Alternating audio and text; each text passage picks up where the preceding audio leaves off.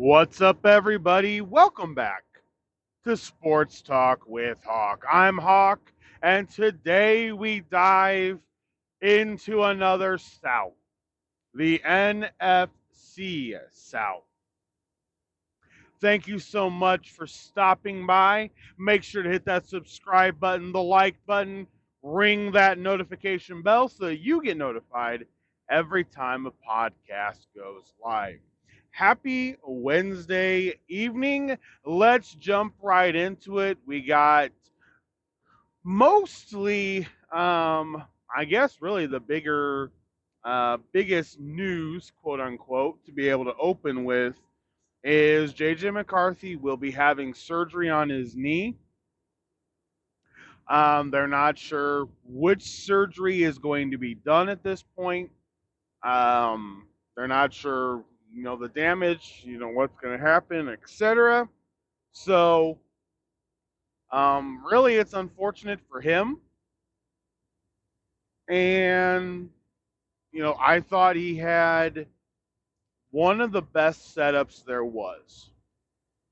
Kevin O'Connell, offensive coach. Aaron Jones, running back. Justin Jefferson, Jordan Addison. I just thought the defense wasn't going to be able to stack up as there just isn't enough there. They're older and they're not dominating on defense. Now, Dallas Turner will definitely help, no doubt about that. But, um, yeah, that's just kind of how everything looks right now.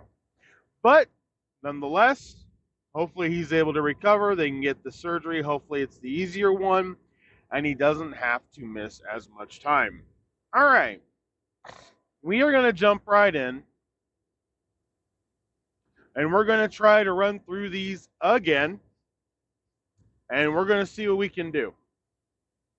Maybe I can get all four done. I don't want the podcast to get too long. But I've got the NFC South, NFC West, and the AFC West to get through. So let's see if we can get through all four teams in the NFC South. Here we go.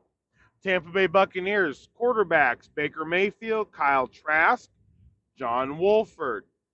Running backs, Rashad White, Bucky Irving, Chase Edmonds, and Sean Tucker.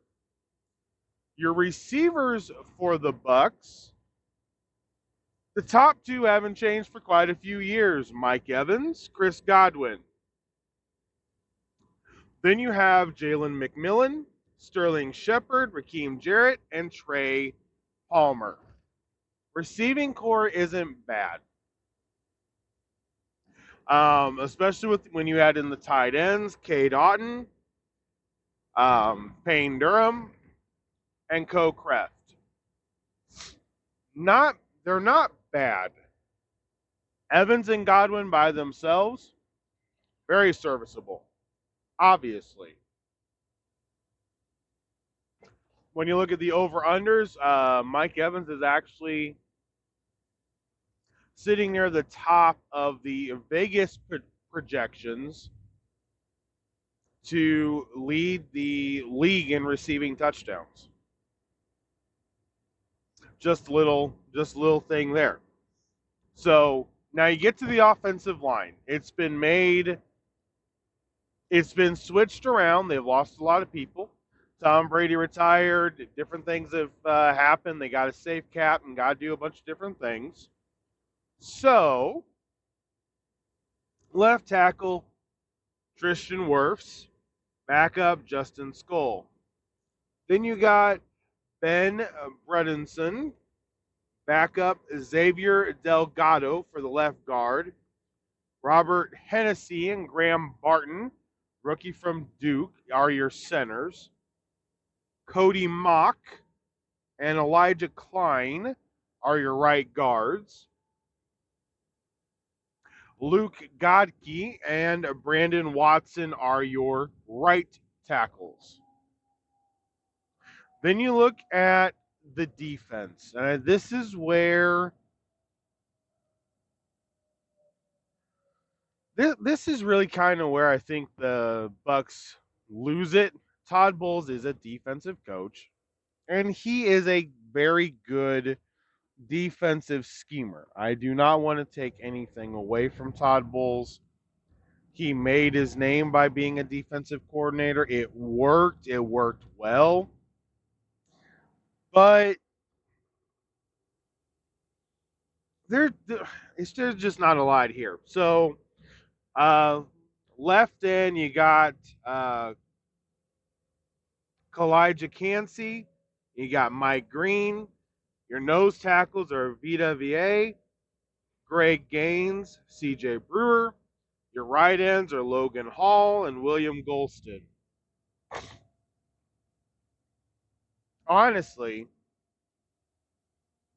Vita's better used as a kind of a trade piece, if you will, at this point, more than really doing anything else. Um, your outside linebackers are Yaya Diaby, KJ Britt, Levante David, the longtime Buccaneer, and Joe Tyron. Your backups are Anthony Nelson, Sivorkis Dennis, Kalen Deloche, and Chris Braswell. So linebackers kind of leave a lot to be desired.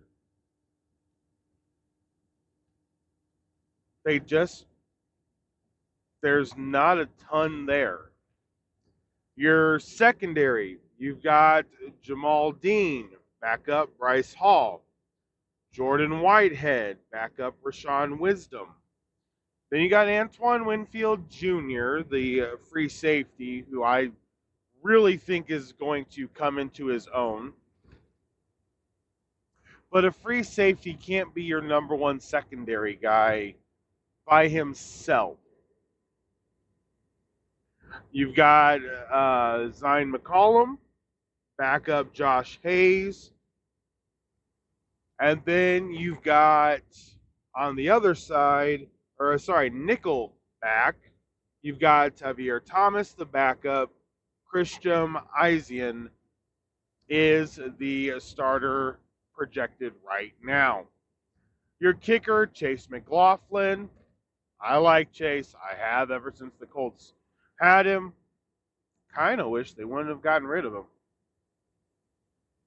And then Jake Camarda. So, all in all, the Buccaneers look middle of the road. Can we just be honest about it and say they're middle of the road? Because they don't look great, but they don't look bad. They've got pieces, they just don't have enough pieces, is really what it's going to come down to. Okay, let's jump into Carolina. Second year for Bryce Young, first year for head coach Dave Canales, former offensive coordinator for the Buccaneers. They got Bryce Young, Andy Dalton, and Jack Plummer. Those are your current quarterbacks. You got Chuba Hubbard, Jonathan Brooks, Miles Sanders as your running backs right now. Jonathan Brooks is the current rookie that is projected to be the rookie rushing leader for all rookies. Now, there's not a lot of competition in that. As we all know, running backs have kind of fallen off, but their importance has sort of taken a turn back the other way. I think you're going to find out with Cincinnati Bengals this year with Zach Moss, Cowboys with Ezekiel Elliott, Titans with Tony Pollard. You need a guy. You need a real guy that can take over games back there. All right, wide receivers: Deontay Johnson, Adam Thielen, Jonathan Mingo, rookie Xavier Leggetti, Terrence Marshall, and Amir Smith. Tight ends: Tommy Tremble, Ian Thomas, Jatavion Sanders. I really like Jatavion Sanders out of Texas. Really, really like him. Okay, next is the offensive line, and they spent some money up here. They they spent a lot of money up here, actually. What am I saying? Not some. All right, left tackle Ikem Ekwonu. Then you've got Damian Lewis, Austin Corbett, Robert Hunt, Tyler Moton. The starting five offensive line, now they are definitely overpaid. So let me not, I will not go overboard with this. They're definitely overpaid, but they're not bad. That is a very solid offensive line. And an offensive line that many teams would be very happy to have. Backups: Ricky Lee, Chandler Zavala, Cody Mays, Brandon Christensen, and then Badera Traore is the right tackle. Their defense, they run a 34. Doesn't really play into the favor of their defense, but they're going to play a 34. Ashawn Robinson, LeBrian Ray are your left ends. Shy Tuttle, Nick Thurman, TJ Smith are your nose tackles. Derek Brown gets moved to an end position with J.D. Crunetti and Jaden Perry. Your linebackers: G.J. Woonham, D.J. Johnson backing him up, Shaq Thompson with Claudion Chirilis backing him up, Josie Jewell with Trevin Wallace, Jadeveon Clowney with Clavion Chason. The backers aren't bad. Front line, but the linebackers aren't bad if they can play together. If they can cause havoc. Now, Jadeveon Clowney, to me, this team looks more like a 4-3 team. It just does. Defensively, it looks more like a 4-3 team. But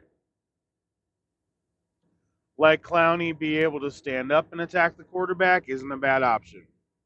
All right, cornerbacks: Dane Jackson, DiCaprio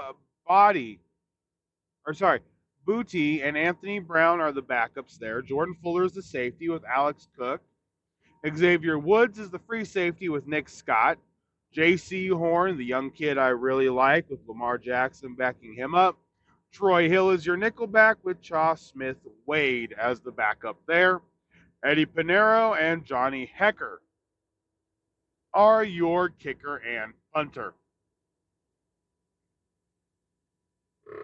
All in all, I think the Panthers, they improved. Don't want to go overboard. They improved. And they look like a team that can compete. It is definitely going to ride on Bryce Young.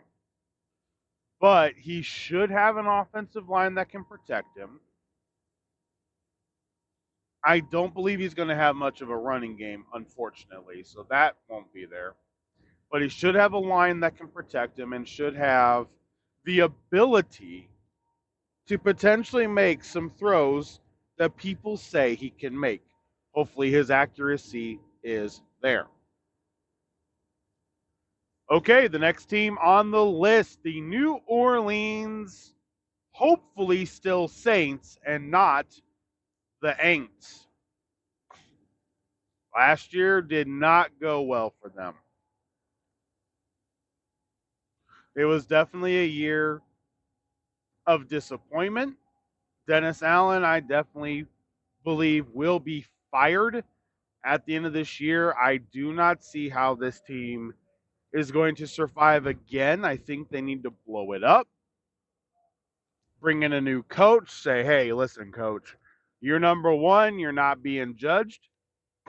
You're number one, we're resetting our cap, making everything work the way we need it to work now. And then they'll start kicking the can down the road like they had been afterwards. All right, here we go. Quarterback, Derek Carr. Yes, Derek Carr. Now, the backup is not Taysom Hill. I know. I thought it was too. It is not Taysom Hill. That is Jack Horner. Then you've got Spencer Rattler as the third string. Your running backs, Alvin Kamara, Jamal Williams, Kendra Miller. Your wide receivers, Chris Olave. You've got Rasheem Shaheed, A.T. Perry, Cedric Wilson. The other St. Brown, not Amon Ra, Ekman Ra. Then you got Bub Means. You got Juwan Johnson as a tight end and Taysom Hill as a tight end with Foster Moreau, the third string. You're looking really solid at spots on the offensive line. Talise Fuega, the left tackle with Landon Young backing up. Lucas Patrick, the solid guard with Nick Salveri backing him up. Eric McCoy is your center. Cesar Ruiz with Kyle Hegel backing him up. Trevor Penning with, don't want to butcher this name, but Udo backing him up. Now, this is where the team gets old. And yes, I legitimately mean old.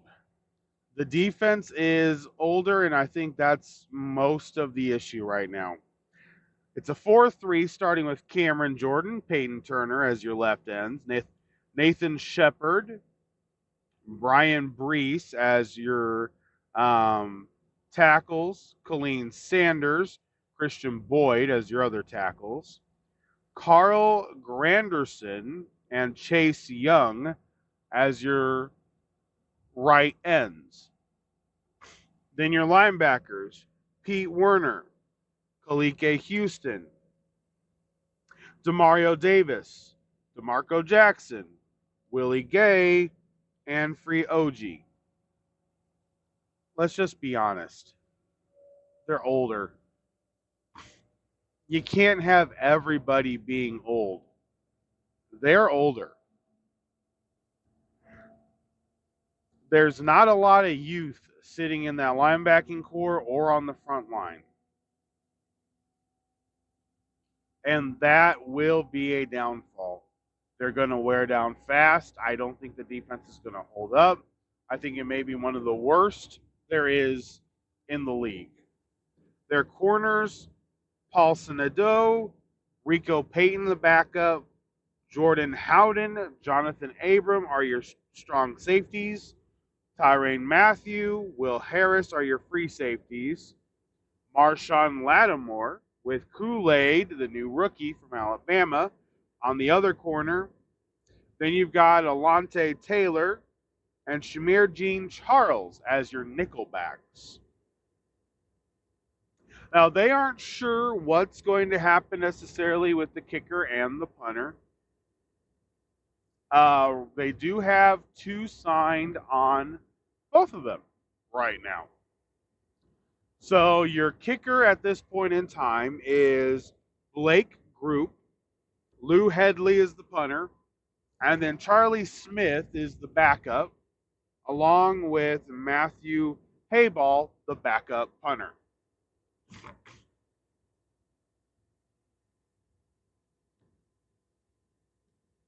So there's the New Orleans Saints. Really, I I do believe that the Panthers will be able to potentially fight with them to not be last place in this division. I do. I think that's a viable possibility. I I don't see why not. Truthfully, really, I do not see why that could not be the case. It's it's not a great year for quarterbacks. You've heard me say this. I don't see it being a fantastic year for quarterbacks. I think there's going to be a couple that will surprise us, like there always is, but there's no surefire number one quarterback that you know will work in the NFL. You're not going to have 6 quarterbacks drafted in the first round next year. They don't have the potential that these quarterbacks do. They're going to be okay, but not going to be the guy you call the star. Now, the stars are hopefully all aligning for the Atlanta Falcons. They made some very interesting moves off-season and the draft. And truthfully, played a double-sided plan. They really did play the plan of now and for the future. And they did it well. New coach Raheem Morris, I believe he will be coach of the year. I believe it'll be between him and Jim Harbaugh at the end of the season. But Raheem Morris doing what he does, they win the division, make the playoffs, home playoff game. I believe that is the threshold, and he will be coach of the year. All right, let's jump into it. Their quarterback for the 2024 season looks to be Kirk Cousins. Michael Penix Jr. and Taylor Heineke are your QBs. Bijan Robinson, Tyler Allgeier, Jason McKellen are your running backs. Your wide receivers are Drake London, Darnell Mooney, Ray McLeod, James Washington, Casey Washington, and Kadaniel Hodge. Now, I will say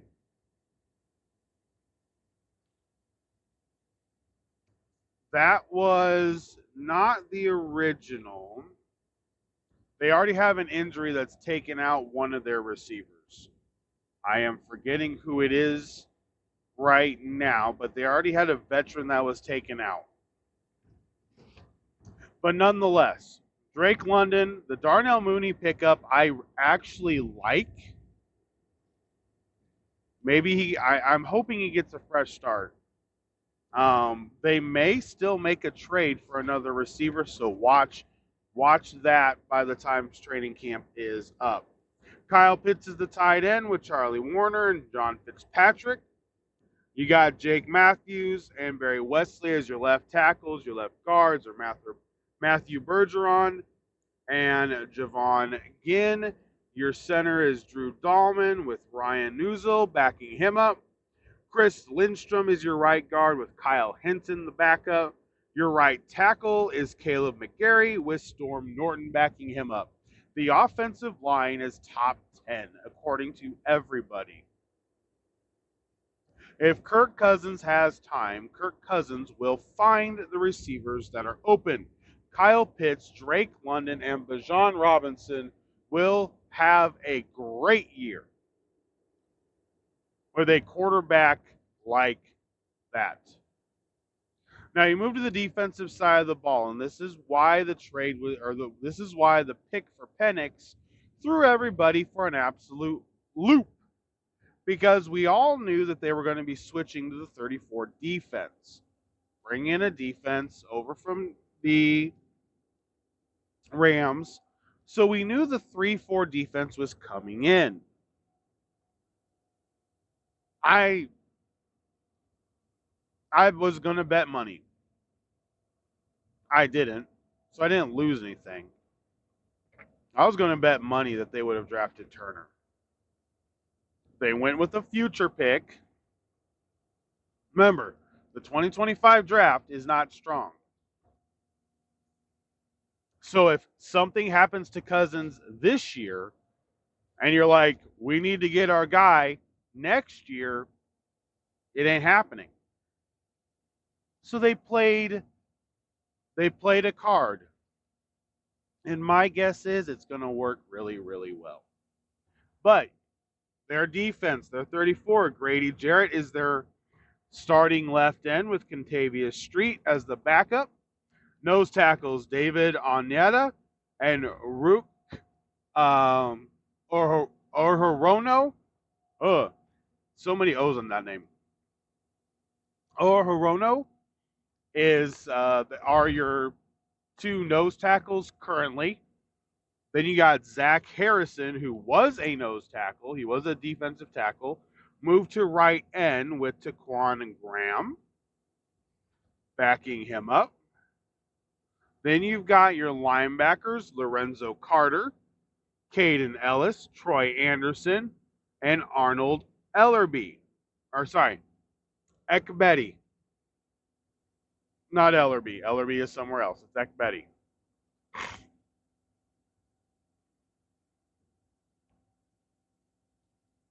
So the team in and of itself looks good.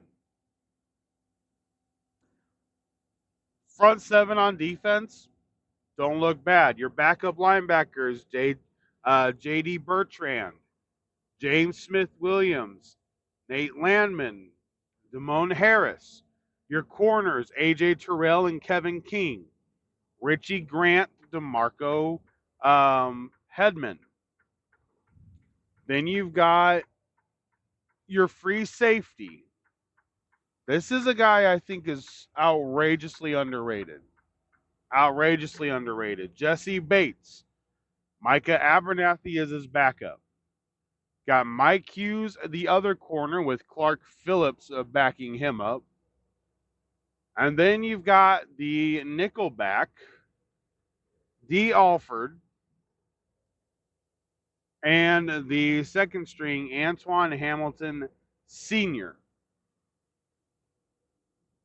I know many are wondering if their secondary can hold up. It's a valid question.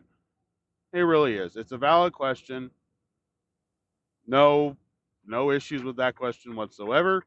It's very valid. And it's something that I'm sure everybody will be watching. Absolutely sure everybody will be watching. But for all intents and purposes, this team is set up to be able to win. And they are set up to be able to win now. Their kicker, who is their kicker? Youngwon Hu. Brady Pinion is their punter. And that, ladies and gentlemen, is the entire NFC South. The entire NFC South depth charts, all the way down, in one podcast. I think that's what I'm going to try to do for the rest of these. Get them down to one podcast, get it into, so we can get into the football talk, because we got a lot of projections, season standings, what's going on, what people are saying. We got a lot of things to be able to talk about. So we're going to get into those and keep moving right along. And that's going to be it for this one. The NFC South. Tell you right now, my projection is flat out. I believe the Atlanta Falcons are going to win it. 100%. If the Atlanta Falcons do not win the division, it will be a wasted offseason. It will be a wasted offseason. Now, if Kirk Cousins gets injured, I'll give them a little bit of leeway. I think they take a step back as they're waiting for Michael Penix to grow into what he's going to be. I think that opens the door for the Bucks, absolutely. But if Cousins is healthy, there is no reason in the world that the Falcons should not be number 1 in the NFC South. All right, guys, that's going to be it. That'll do it for a Wednesday night. Thank you so much for listening. Thank you for stopping by. Make sure to hit that subscribe button and that like button. Ring the bell so that you get notified with the rest of the training camp podcast. And then as we get into real football talk here in the next week or so. Thank you so much, guys. Have a great rest of your night. For Sports Talk with Hawk, I'm Hawk, and I'm out.